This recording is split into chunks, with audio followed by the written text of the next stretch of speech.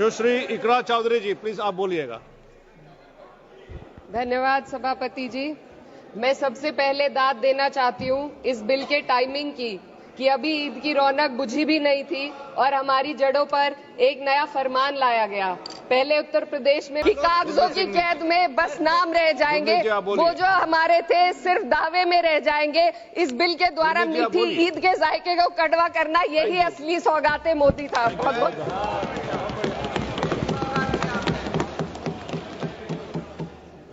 और जो लोग ये कहते हैं कि हम सबको बराबरी का हक देते हैं, अभी कुछ दिन पहले ईद निकली है।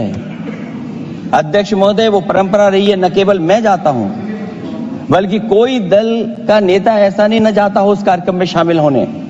भारतीय जनता पार्टी के जो मुख्यमंत्री, उप मुख्यमंत्री, वो भी जाते हैं, उप मुख्यमंत्री, सभी धर्मों के नेता आते हैं। लेकिन पता नहीं इस बार क्या साजिश थी, षड्यंत्र था कि वहां पर कुछ पाबंदी लगी हुई थी।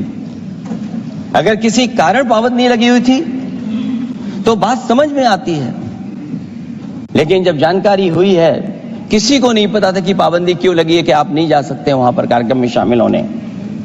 क्या यही भारत है, यही संविधान हमें रास्ता दिखाता है? अध्यक्ष महोदय, मंत्री जी बताएं हमें, वो खुद भी माइनॉरिटी हैं, भगवान बुद्ध के रास्ते पे चलते हैं। सुश्री इकरा चौधरी जी, प्लीज आप बोलिएगा। धन्यवाद सभापति जी।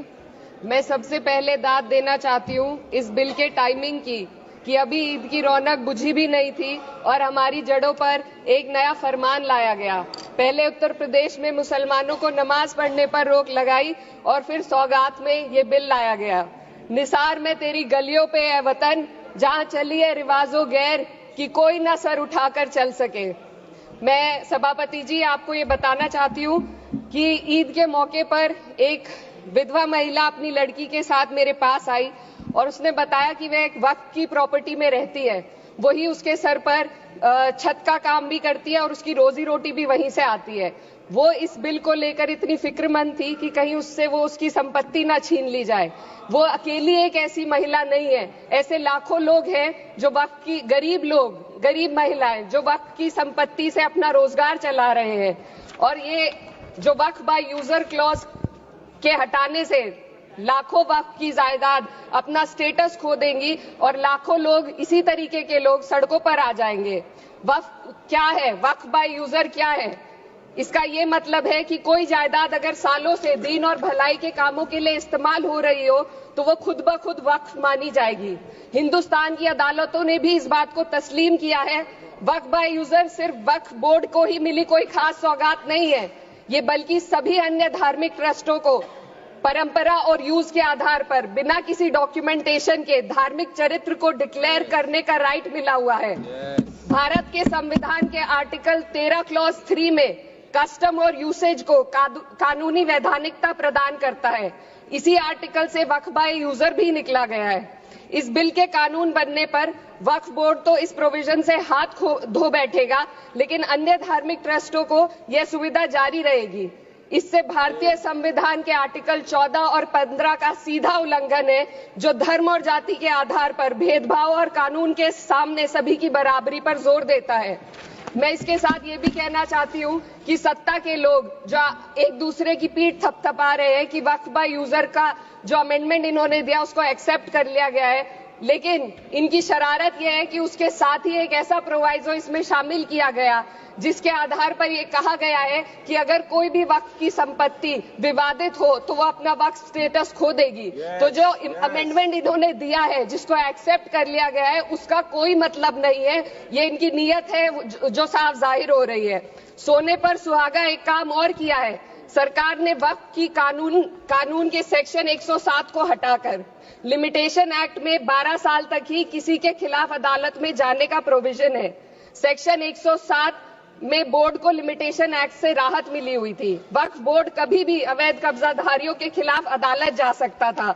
अगर ये सेक्शन ना हो तो अवैध कब्जा करने वाले लोग कानूनी प्रक्रिया का फायदा उठाकर वक्फ की प्रॉपर्टी को हड़प सकते हैं।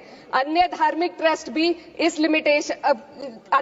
ट्रस्टों पर भी ये लिमिटेशन एक्ट लागू नहीं होती, तो फिर वक्फ बोर्ड के साथ ये सौतेला रवैया क्यों किया जा रहा है? धर्म को देखकर दोहरी नीति क्यों अपनाई जा रही है? सेक्शन 107 और वक्फ बाय यूजर को अगर एक साथ पढ़ा जाए तो इससे लाखों वक्फ की प्रॉपर्टी पर कब्जा किया जाएगा। इसलिए ये बिल मुसलमान की भलाई का नहीं बल्कि उनके वजूद और विरासत को मिटाने का बिल है।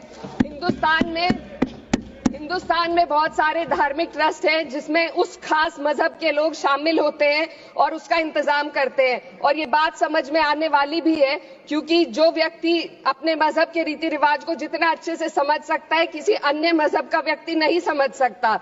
आर्टिकल 26 क्लॉज 2 के तहत धार्मिक संप्रदायों को अपने मजहबी इदारों के एडमिनिस्ट्रेशन का हक देता है, लेकिन वक्फ बोर्ड के बारे में इसको उल्टा किया जाए। Sir 2 minute sir please 2 minutes. सरकार इसे एक सेक्युलर बॉडी मान रही है और इसमें गैर मुस्लिमों को शामिल करने की बात कह रही है। आपके मुंह से सेक्युलरिज्म की बात सुनकर अच्छा लगा, लेकिन अगले ही पल ये भ्रम टूट जाता है क्योंकि आपको सिर्फ दान देने के लिए प्रैक्टिसिंग मुस्लिम का आपने क्लॉज डाला है, लेकिन बोर्ड में बैठने के लिए मुस्लिम होने की कोई आपकी क्लॉज नहीं है। तो इससे आपकी जो दोहरी नीति है वो साफ जाहिर होती है। ये वही सरकार है जिसने राम जन्मभूमि ट्रस्ट में ये लिख दिया कि जिला अधिकारी भी अगर होगा तो हिंदू होना चाहिए। कोई मुझे बताए कि वहां पर सेक्युलरिज्म का रस क्यों नहीं घोला गया। सर आखिर में मैं अपनी बात को खत्म करने से पहले महिलाओं का मुद्दा बार बार उठाया जा रहा है। सरकार का कहना है कि बोर्ड में मुस्लिम महिलाओं को रिप्रेजेंटेशन देंगे। इस कानून से पहले भी मुस्लिम महिलाएं बोर्ड में मेंबर रह चुकी हैं और मिनिमम 2 का प्रोविजन था, उससे ज्यादा भी हो सकती थी। सर मैं ये कहना चाहती हूँ कि सरकार ने महिलाओं के लिए ऐसा कौन सा नया काम किया जिसका ढिंडोरा सरकार का हर सदस्य पीट रहा है। इस बात की तायद अगर आपकी तरफ से कोई मुस्लिम महिला करती तो हम उसका यकीन भी करते, लेकिन अफसोस आपकी इतनी लंबी कतार में एक भी मुस्लिम महिला नजर नहीं आती है। सर मैं खुद एक मुस्लिम महिला हूँ, मैं सिर्फ एक मैं माइनॉरिटी महिला हूँ। इस सदन में हम सिर्फ 2 महिलाएं हैं और उस नाते से मैं ये बात कहना चाहती हूँ कि इस बिल के माध्यम से मुस्लिम महिलाओं को कुछ नहीं मिल रहा है। ये हमें कुछ नहीं देना चाहते, सिर्फ टोकनिज्म हमारे नाम पर बनाकर एक नैरेटिव मीडिया में चलाना चाहते हैं। तो ये बिल मुसलमान की भलाई का नहीं, उनकी पहचान को मिटाने का है। सर अंत में मैं बस यही कहना चाहती हूँ कि कागजों की कैद में बस नाम रह जाएंगे, वो जो हमारे थे सिर्फ दावे में रह जाएंगे। इस बिल के द्वारा मीठी ईद के जायके को कड़वा करना यही असली सौगाते मोदी था। बहुत बहुत